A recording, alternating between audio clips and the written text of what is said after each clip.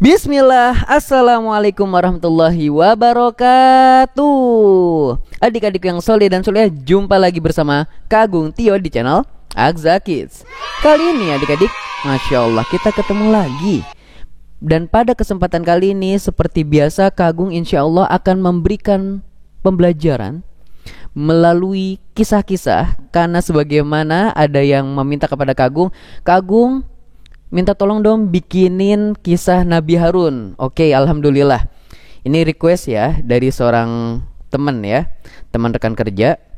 Dan alhamdulillah insya Allah Kak Agung akan usahakan semoga apa yang Kak Agung sampaikan bisa membuat kalian paham dan bisa kalian ambil faidah-faidah yang berada di dalamnya dengan baik dan benar. Taib, gak usah lama-lama, langsung aja kita simak kisahnya. Kisah Nabi Harun alaihi salam. Nah adik-adik, langsung aja kita kenalan dulu sebelumnya ya. Karena kalau misalnya kita belum kenal, maka akan sulit untuk mengetahui sebenarnya Nabi Harun ini siapa gitu kan. Jadi kita harus kenalan dulu gitu. Dan kenapa kok Nabi Harun ini selalu didekat-dekatkan kisahnya dengan Nabi Musa? Apakah ada sangkut pautnya antara Nabi Harun dengan Nabi Musa? Dan ternyata Nabi Musa sendiri yang meminta kepada Allah Subhanahu wa taala agar saudaranya Harun menjadi temannya dalam berdakwah. Oh, saudaranya.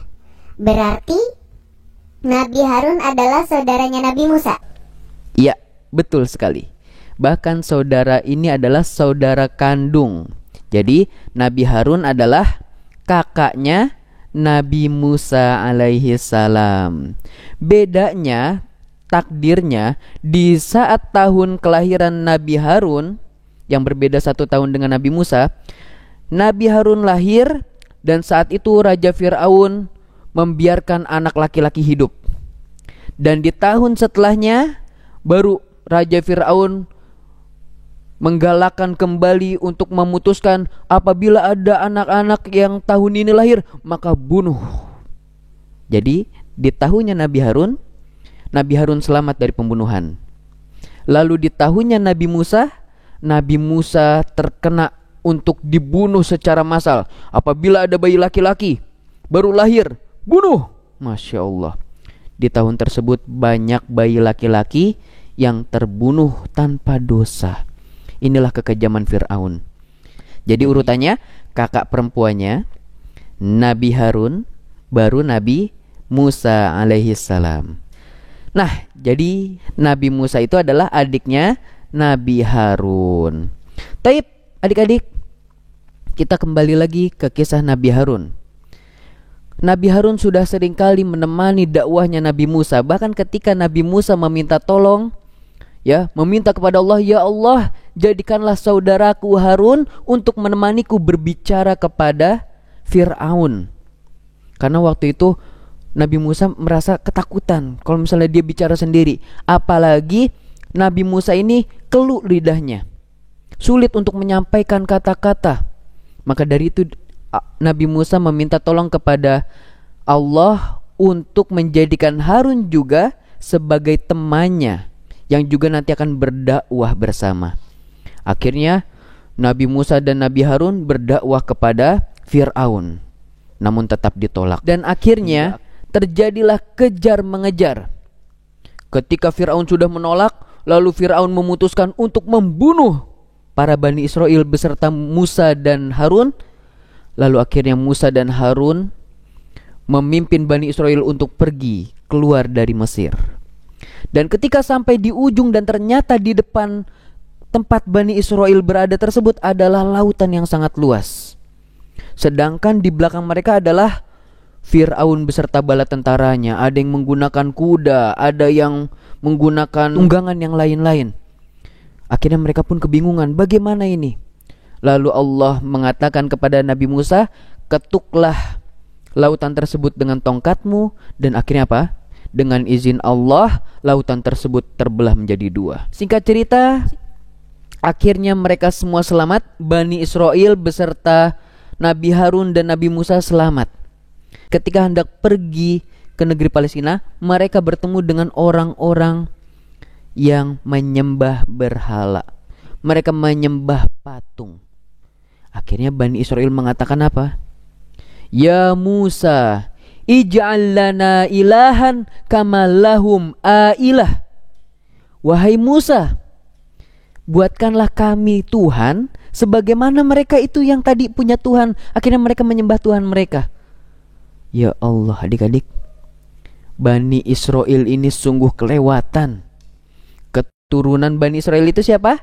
Keturunannya dari Nabi Yakub alaihissalam. Keturunannya ini benar-benar kelewatan. Mereka mengatakan udah diselamatin dari kejaran Fir'aun, udah dibuktikan dengan mukjizat yang banyak. Di antara mukjizatnya Nabi Musa apa? Membelah lautan, tongkatnya berubah jadi ular.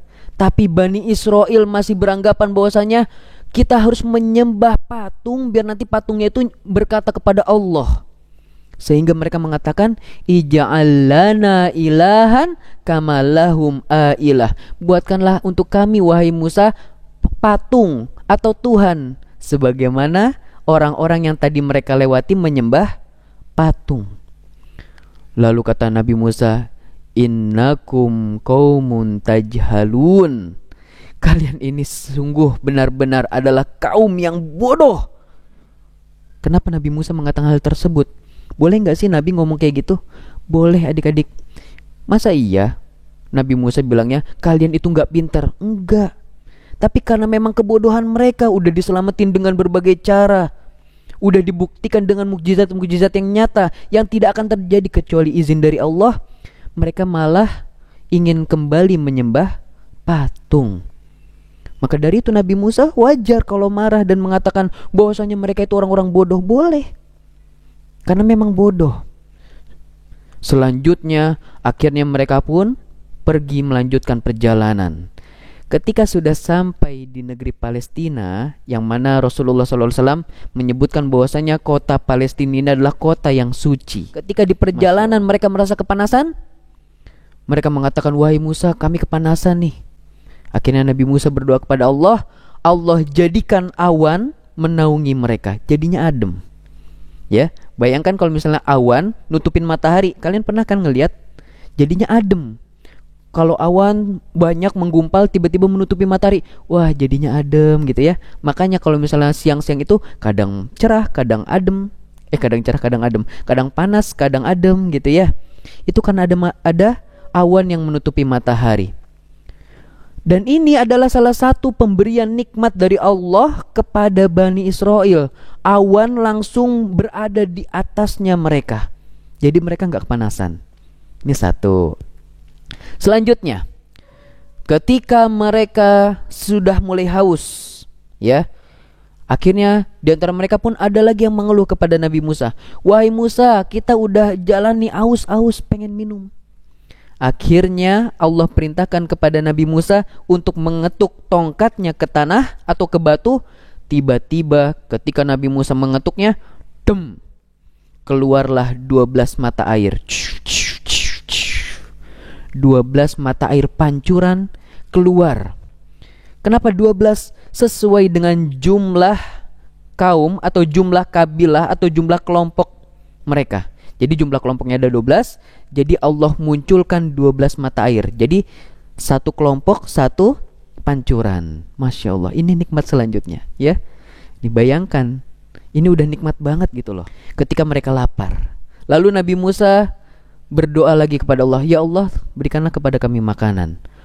Akhirnya Allah turunkan manna wa salwa, ya.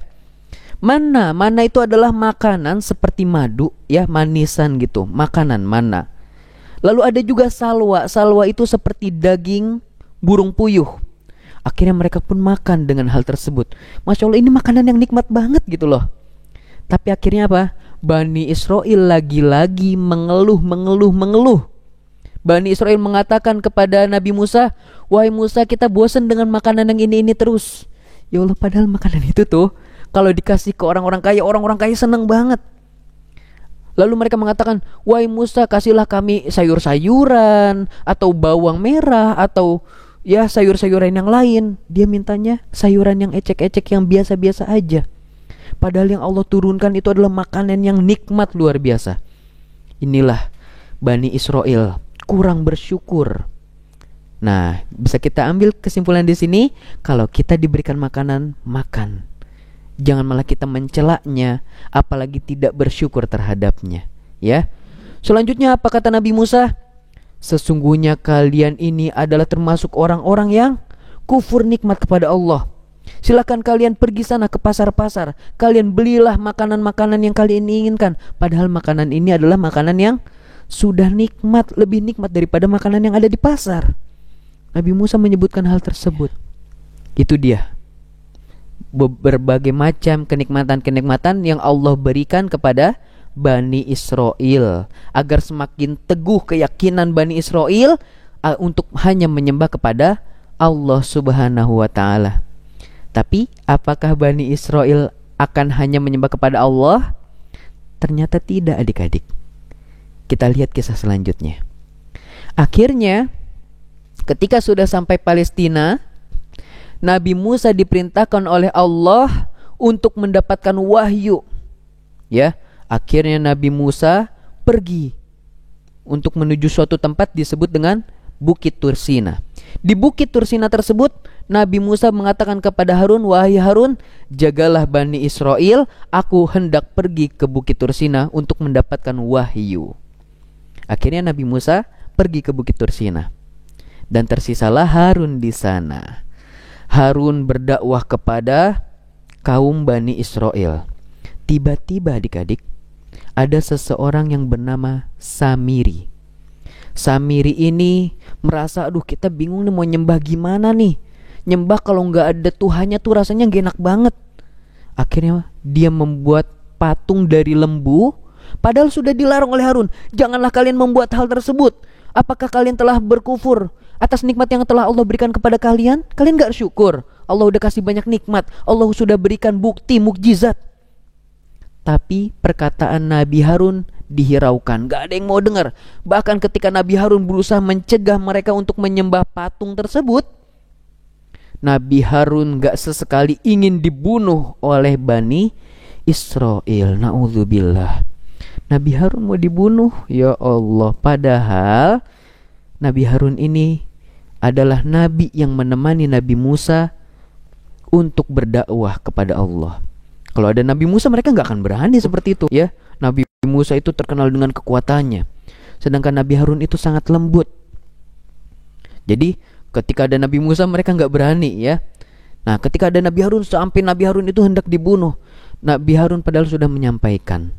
Akhirnya Samiri beserta Bani Israel yang lain menyembah patung lembu yang terbuat dari emas.